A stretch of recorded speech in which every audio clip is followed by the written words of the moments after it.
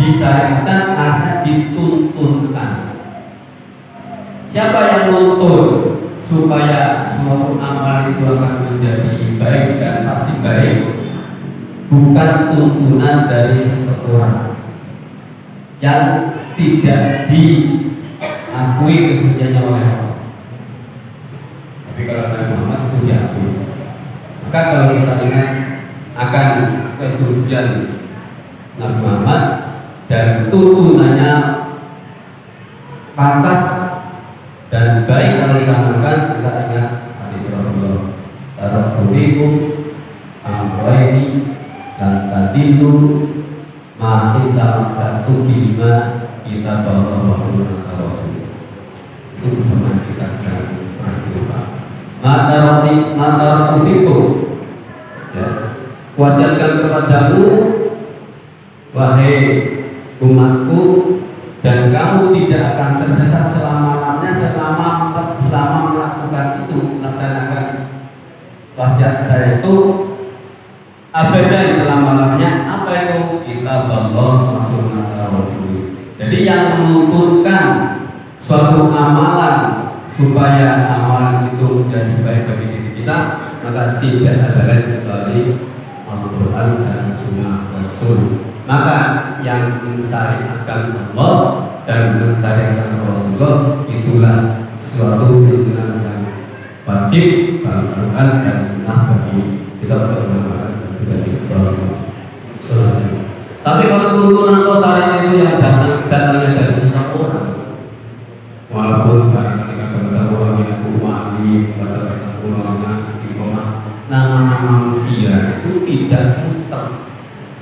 Kebenarannya yang tidak mutlak, kepastiannya tidak sempurna, pasti ada kekurangannya. Maka kalau itu tuntunan dari seseorang, bukan dari Al-Quran dan Sunnah Rasul, maka perlu kita renungkan. Tapi kalau itu Al-Quran dan Sunnah Rasul, kita tidak bisa ragu. Itulah yang namanya syariat. Kemudian yang kedua,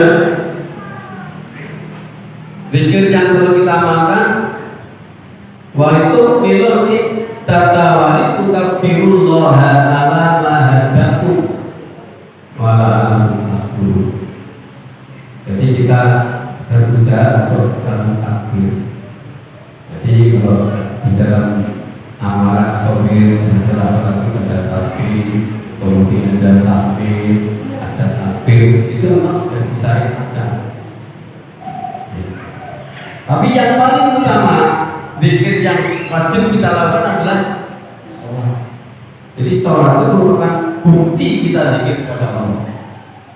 Apalagi kalau kita lakukan itu juga sholat isinya doa, permohonan, pujian. Jadi zikir itu adalah pujian kepada Allah. Kita mulai akan kelemahan-kelemahan kita supaya kita menjadi lebih dekat dengan Allah, supaya hati kita menjadi luluh dan lunak sehingga akan mudah melakukan hal-hal yang baik. Tapi kalau orang tidak pernah memuji Allah, hatinya semakin lama semakin keras. Oleh karena itulah kita berusaha semaksimal mungkin itu selalu berzikir. Nah, zikir itu sebagai tujuan yang bisa dilakukan melalui wirid. Nah, maka yang namanya wirid adalah pujian kepada Allah yang dilakukan secara berulang-ulang. Dan wirid itu merupakan sarana untuk mengingat kepada Allah. Maka di bulan Rajab ini kita perlu berbanyak wirid, ya, perlu berbanyak zikir setiap saat. Tapi yang tidak disarankan yang tidak besar. Perlu wirid dengan hal-hal yang disarankan, tuntunan-tuntunan yang disarankan oleh Allah Subhanahu wa Ta'ala. Alhamdulillah, saya tadi mencari buku yang sudah tidak meragukan lagi kalau isinya adalah zikir-zikir yang disyariatkan. Ini perlu dimiliki Al-Ma'surah. Al-Ma'surah itu artinya apa? Al-Ma'surah itu artinya kumpulan wirid yang disusun oleh Imam Said Hasan Al-Banna. Di dalamnya terjadi ayat-ayat pilihan dan hafal-hafal dari hadis Rasulullah yang biasa beliau amalkan dalam wiridnya. Jadi isinya itu ternyata saya buka sangat baik. Jadi tidak seperti apa yang kadang-kadang kita ikuti dalam amalan-amalan dalam masyarakat. Tapi ini sudah merupakan kumpulan ayat-ayat suci Al-Quran dan Sunnah Rasul. Di antaranya Al-Ma'surat diawali dengan A'udzubillahi minasyaitonir A'udzubillahi samiil alimi minasyaitonir rajim. Baiklah. Setiap saat ketika kita akan melakukan sesuatu, maka baiknya kita ta'awudz. Karena di depan kita, di belakang kita, di lingkungan sekitar kita banyak sekali makhluk yang akan menggoda dan mengganggu perilaku kita, sehingga kadang-kadang kita mudah melakukan hal yang tidak baik. Maka kita bilang a'udzubillahi samiil alim minasyaitonir rajim. Ya. Yang artinya aku berdoa kepada Allah yang Maha mendengar lagi Maha mengetahui dari godaan syaitan yang terkutuk. Tambah lagi ya, dengan bismillah.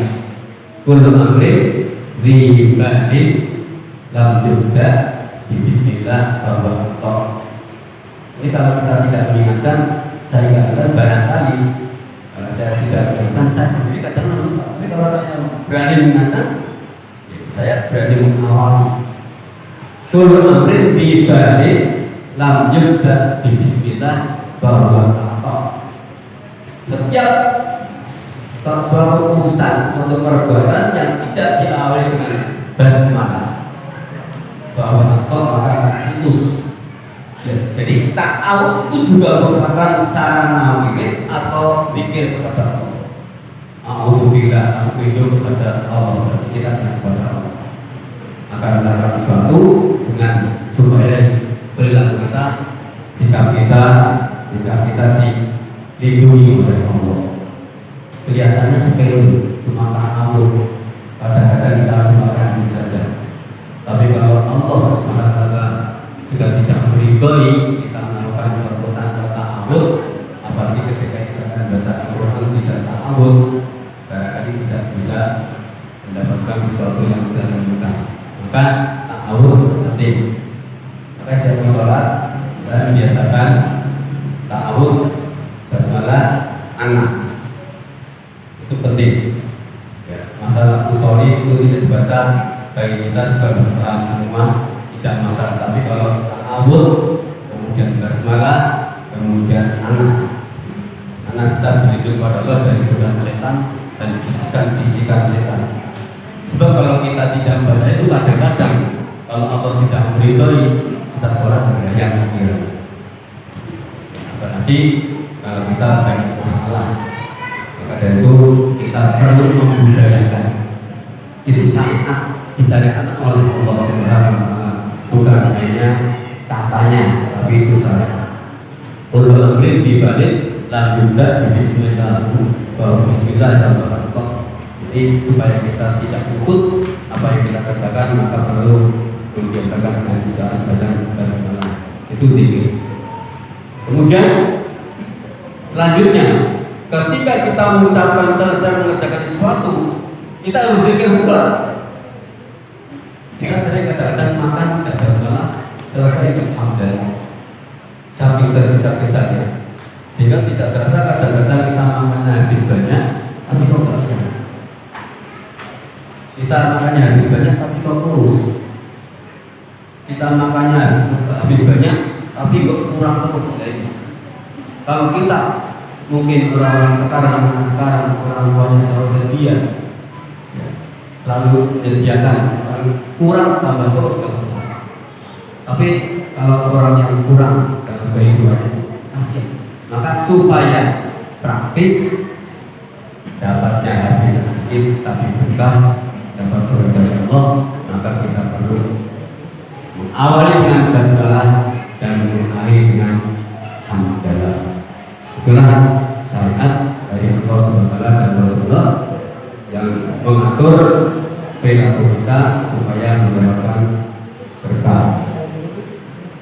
Jemaah rahimahullah, kemudian di dalam maksud ini kita perlu menghafalkan juga tadi saya baca Imam Ustaz Sakir Walladhi Wallahu alladhi la ilaha illa huwa alimul ghaibi wasyahadah wa rahmanur rahim. Wallahu alladhi la ilaha illa huwa al-malikul quddus salamul mu'minul muhaiminul azizul jabbarul mutakabbir. Subhanallah yang amma yusyrikun. Wallahu al-khaliqul bari'ul musawwir lahul asmaul husna yusabbihu lahu ma fis samawati wal ardi wa huwal aliyyul hakim. Itulah maksud ini dimasukkan berarti kita termasuk zikir kepada Allah, mengakui bahwa Allah itu senantiasa apa namanya lebih merupakan zat yang harus kita akui kekuasaannya dan kemahaan kelebihannya. Baik, ini hanya ambil sana ambil sini. Saya akan menyampaikan apa mirip ya, yang disyariatkan. Dasarnya apa? Sekarang pelaksanaan mirip yang disyariatkan. Mungkin Bapak sering bicara sholat bersama, bersolat, pemilik dan bantar-bantaran. Kemudian kalau di sini nggak pernah ada mirip yang sesama. Ya. Kemudian kita kadang-kadang berpikir kok beda ya? Kok beda antara di sana dengan di sini? Karena ada ayat-ayat mengatakan di dalam surat Al-A'raf ayat 2205 dan dapatkan itu lagi apa itu Al-A'raf ayat 205.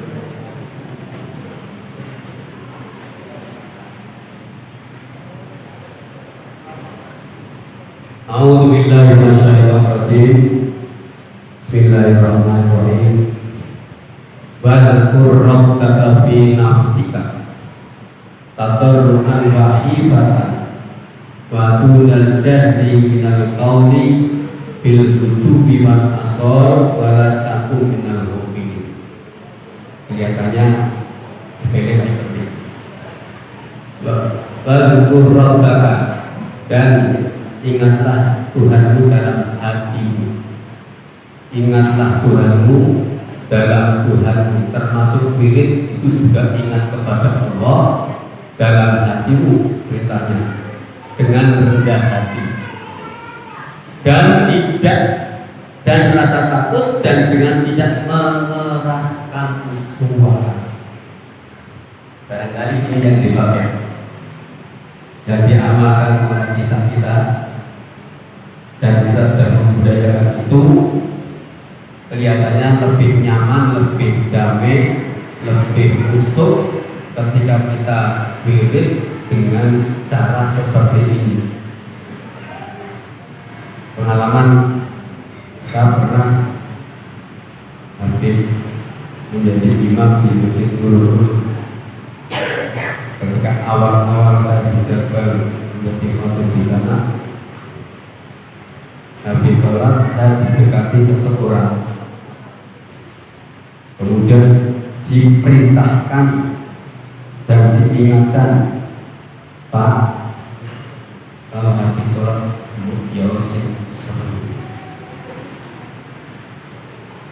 biar diikuti jamaah, karena mantap saya sudah seperti itu. Saya yang itu yang seorang tokoh, jangan disamakan dengan rumahmu. Mintanya seperti itu. Barangkali beliau ini sering jamaah di sana. Saya jawab, nyuruh sewu, saya sudah terbiasa seperti itu dan saya bisa lebih khusyuk dengan cara seperti itu. Kalau seandainya nanti saya diminta untuk seperti pada umumnya di lingkungan kita, nanti saya habis korban nggak bisa jadi imam. Ya itulah, padahal itu dasarnya. Walqur rabbaka fil nasi tadarruan wa khifatan wa dunal jahri min qawli bil ghudwi wal asar. Ini Al-Qur'an surat Al-A'raf ayat 25. Jadi kita mengenal saja. Kadang-kadang ada yang dari kita imamin di tempat lain malu-malu ribut-ribut, akhirnya mengikuti dengan kebiasaan yang berlaku di sana. Tapi tidak sesuai dengan perintah ini. Kecuali maaf, kalau kita salah dengan anak-anak kecil, anak remaja yang mungkin pikir tasbih dan kita ajari dengan suara keras, biar nanti setelah apa baru kita bahas. Tapi kalau soal nanti yang jamaah umum, ini lebih baiknya kita ikuti ayat ini. Walqur rabbaka fil nasi tadarruan wa khifatan wa dunal jahri min qawli bil ghudwi wal asar. Dan ingatlah Tuhanmu dalam hatimu dengan rendah hati dan rasa takut. Rendah hati atau orang yang minta kepada Allah, mensucikan Allah, memuliakan Allah dengan ucapan yang menunjukkan rendah hati, itu akan lebih mudah dikabulkan oleh Allah daripada kita dengan suara itu logika. Tapi maaf, ada yang mengatakan kalau tidak keras tidak khusyuk. Itu memang kalau sudah menjadi kebiasaan yang seperti itu. Tapi beritanya tadarruan wa khifatan. Wa dunal jahri, dan jangan mengeraskan suara. Ini cekor dan tidak dengan mengeraskan suara. Kapan pada waktu pagi maupun pada petang, dan janganlah kamu termasuk orang yang lalai. Jadi barangkali kalau mungkin di antara jamaah ada yang kadang-kadang kamu bingung ya. Kalau di sini seperti ini, kalau di sana seperti itu, maka tinggal kita mengikuti yang bisa dilakukan atau mengikuti kebiasaan yang berlaku di tempat-tempat tertentu. Memang untuk minggu seperti ini kadang-kadang berat. Kalau lingkungan seperti itu ya kita memang berat. Tapi kalau saya sudah terbiasa, insya Allah. Dan itulah yang dilakukan oleh Allah dalam Al-Quran ketika kita berpikir. Kemudian, kenapa kita disunahkan berzikir setelah sholat? Ini penting. Ada yang sholat langsung pergi, sholat langsung apa? Baiklah untuk pada kuliah sholat fantasiru. Baiklah kuliah sholat, baiklah kuliah sholat badgurullah. Ada perintah Allah. Jadi kalau kita sholat, lebih baiknya harus berzikir, ingat kepada Allah. Apabila kita telah selesai melaksanakan sholat, badgurullah, itu perintah Al-Quran. Dan maka perintah Allah itu kemudian diamalkan dengan ketentuan tasbih 33 kali, kemudian tahmid 33 kali, takbir 33 kali, berapa kali, 100. Ini ada tuntunan. Rasul pernah bersabda, ya, dan seorang sahabat bertanya kepada Rasulullah, ya Rasulullah, bagaimana dengan orang-orang yang berjalan di jalan Allah? Rasulullah bersabda, seandainya seorang yang meninggalkan orang kafir dan musyrik dan padamnya tinggal tertinggal dan berlumuran darah, maka berzikir kepada Allah lebih tinggi derajatnya. Kemudian Imam Bakir As-Salam bersabda, barang siapa yang bertasbih dengan tasbih Fatimah Zahra alaihissalam, yang dimaksud dengan tasbih Fatimah Zahra adalah membaca Allahu Akbar 34 kali, Alhamdulillah 33 kali, dan Subhanallah barangkali ini dinamakan tasbih atau zikir bagi manusia roh. Ini yang bisa kita amalkan. Maka kadang-kadang ada yang menyingkang. Kalau kita kadang-kadang ada yang salah, berapa sebenarnya? Sing penting gending. Nyingkang boleh tapi gending. Tapi tuntunan dari Rasulullah itu kalau zikir itu akan lebih tinggi derajatnya daripada kita mengundang orang kafir. Sebenarnya tuntunannya dijelaskan 33 kali tasbih, kemudian takbir 3 kali dan takbir 34 kali dengan 100. Dan ini di dalam sholat. Kalau kita zikir kepada Allah setelah sholat berarti kita menyempatkan setelah berkomunikasi kepada Allah, maka jangan sia-siakan waktu itu untuk berkomunikasi dan mohon kepada Allah dengan urusan-urusan yang lain. Jadi percuma kalau kita habis sholat terus lari, itu sholatnya anak kecil. Tapi kalau kita sholat sebagai seorang yang dewasa ingin mendapatkan kepada Allah, maka kita lebih banyak sholat manfaatkan.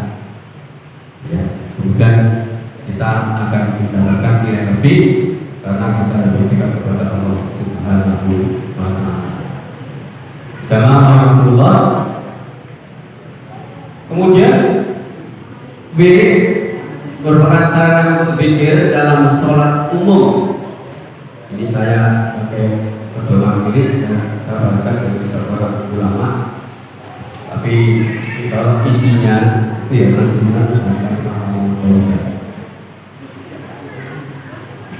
ya, kalimat tahlil la ilaha illallah wahdahu la syarikalah, dan seperti yang kita bahas di sholat pada umumnya. Hanya saja mereka membacanya dengan keras dan mereka biasakan dengan sir. Nah, jeleknya kadang-kadang ada orang yang menilai kalau kita mengamalkan dengan seperti itu sampai mungkin mereka salawat kita tidak mengikuti, padahal salawat kita sudah kita lakukan dengan sendiri, maka ada yang ngecap. Saya dengarkan, wah orang itu nggak satu salawatan. Saya jengkel kalau kita sebagai seorang asing kok tidak sebagai orang yang tidak satu salawatan. Ya, orang yang tidak salawat bukan salawatan, tapi orang yang tidak senang dengan orang yang tidak salawat. Kita salawat saat hanya kita mengamalkannya memang sudah seperti tadi ya. Di nafsi tadorman pagi watan dengan suara yang baru, kemudian dengan rasa ada rasa takut kepada Allah, karena kalau kita zikir dengan ada disertai rasa takut kepada Allah, khawatir, intinya khawatir kalau zikir kita itu tidak diterima, bacaan-bacaan Pak kita tidak diterima, maka kita menghifal guna jari dan tidak mengeraskan suaranya. Itulah yang saya ketahui, dan kalau saya bahasanya di sini banyak sekali, maka saya hanya membawa saja tapi saya sampaikan sedikit dan untuk saya amalkan secara pribadi. Nanti kalau nanti ganti ini buku di toko sudah ada. Al-Maksurah, artinya Al-Maksurah itu kumpulan-kumpulan zikir yang sudah dituntunkan atau ada riwayatnya oleh Rasulullah Sallallahu Alaihi Wasallam. Saya dulu waktu ngisi di Hadi pernah diajak Pak Hadi untuk mengikuti pengajaran Maksurah di sebuah rumah, dan ternyata dulu saya sudah diamalkan. Sekarang masih berjalan nggak mas? Masih bisa ngaji, masih berjalan nggak? Bacaan Maksurah berkeliling. Saya dulu pernah. Ya. Inilah karena apa? Kalau kita melihat penjelasan sini, kita tidak ragu kalau isinya memang ayat-ayat Al-Quran dan sunnah Rasul. Dan banyak yang kita Al-Quran. Kemudian barangkali waktu masih lama, ada pertanyaan nanti bisa dibantu Kak Fendi, Kak Dokter, Ustaz Malisa. Silakan kalau ada. dari SMA Kudus itu alhamdulillah kita kedatangan siswa dari SMA Kudus dalam rangka untuk BBL. Sekian dulu, belum saya tutup karena barangkali masih ada pertanyaan, saya kesempatan yang dibantu oleh MC Muhammad. Sekian dulu. Masya Allah, semoga ilmu dari Ustaz ini dapat bermanfaat bagi kita semua. Amin. Selanjutnya acara yang ketiga yaitu penutup. Mari kita tutup acara ini dengan bacaan Alhamdulillah. Saya dulu tanya, saya jawab. Maaf, saya tanya jawab. Juga yang perlu tanya-tanya nanti banyak yang jawab.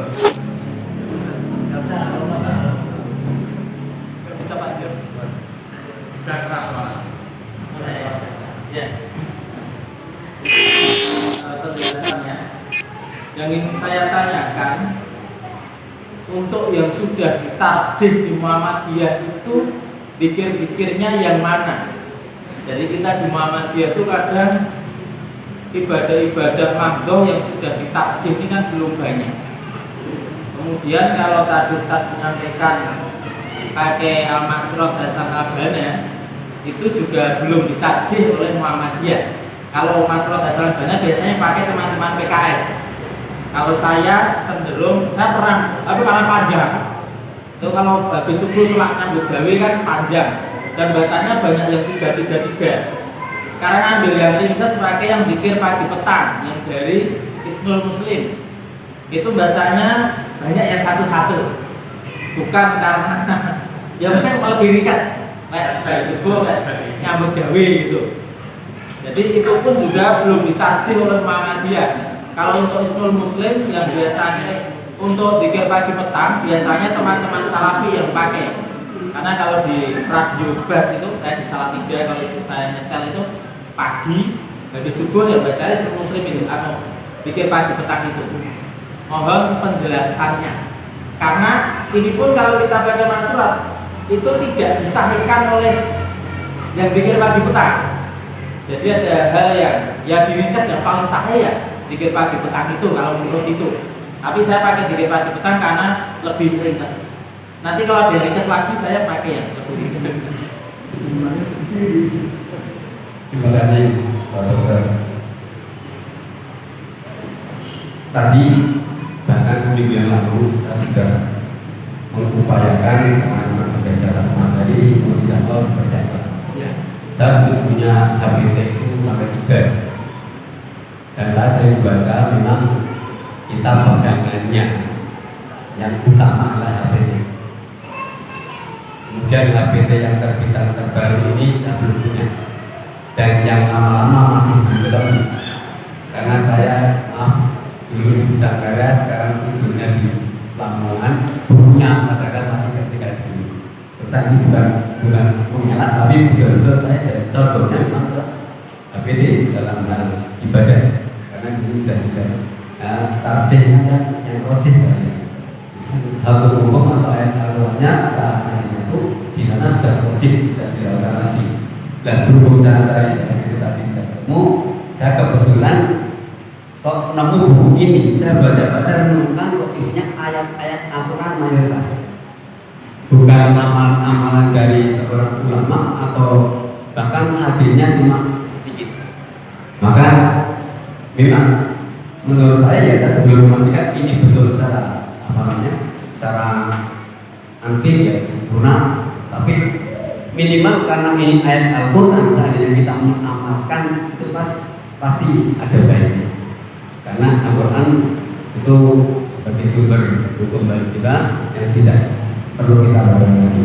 Oleh karena itulah tentang zikir-zikir yang disyariatkan oleh HPT maaf dulu tadi, dan insya Allah nanti saya akan berusaha terutama akan mencari yang terbaru. Kemarin waktu saya pernah mengikuti pelatihan tarjih di Darussalam Pedung, saya diberi HPT 3 baru, nyatakan baru, tapi untuk panti dan untuk praktik itu saya serahkan Pak semua. Jadi Jadi saya sendiri tidak memegang masa kelabaan waktu saya membutuhkan sumber-sumber dan DPT tentang tuntunan ibadah kita. Insya Allah Pak Dokter ini masukan yang terbaik karena memang saya belum menemukan itu, lain kali saya akan sampaikan. Tapi barangkali kalau ini saya sampaikan ternyata beliau sesuai dengan HGT atau dengan tarjih Muhammadiyah, maka mudah-mudahan Allah memberikan manfaat yang apa yang saya sampaikan, karena dengan ketidaksengajaan dan keterbatasan saya kok tidak sesuai dengan HGT yang saya sampaikan. Juga di HPT juga belum ada kan? Belum mengatakan tentang bikin ya. Saya belum pernah membaca buku secara keseluruhan. Yang saya pernah baca tentang sholat memang beda dengan mereka yang melakukan dan lebih apa ya, lebih praktis dan lebih menjurus kepada tuntunan itu. Dalam sholat yang biasa diamalkan mereka, tangga kita kadang-kadang ada yang sedang baik. Sholat saya sudah saya baca di HPT dulu, tapi yang terbaru ini belum pernah saya baca. Maaf. Itulah jawaban saya. Sampai ini mau menyempurnakan.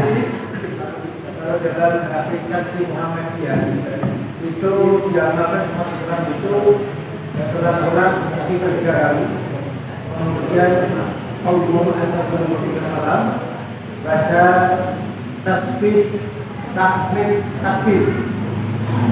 Itu dalam hakikat Muhammadiyah. Setelah sholat 3 kali, Allahumma anta qulubika salam selesai, kemudian baca tasbih, tahmid, dan takbir. Saya diganti tadi. Jumlahnya ada surat. Iya. Yang ketiga kita banyak 100. Karena berarti kan ketika kita sholat ibadah itu kita akan dibebaskan dari urusan neraka. Dan memang bisa disebutkan tidak dikeraskan juga. Dan tidak. Ya. Karena pernah suatu ketika itu ada sahabat itu dalam perjalanan berdoa dengan keras. Rasul kalian tidak berdoa. Dijelaskan. Karena kalau berdoa dengan Allah yang maha mendengar, tidak tuli, maka dengan sir. Terima kasih. Ya, ini lebih jelas kita. Ternyata apa yang saya sampaikan tadi tidak berbeda dengan HPT tentang apa pikir setelah sholat. Nah, yang jelasnya memang seperti yang kita amalkan ternyata sudah sesuai dengan HPT dengan siri padunan jari tidak dengan suara keras. Namun kalau berdoa tadi Pak dapat digunakan, kalau jamaah mungkin kita bisa dengan keras, tapi kalau sendiri ya sing. Tapi di masjid kita jamaah pun doa masing-masing. Karena perintah jamaah bukan doa.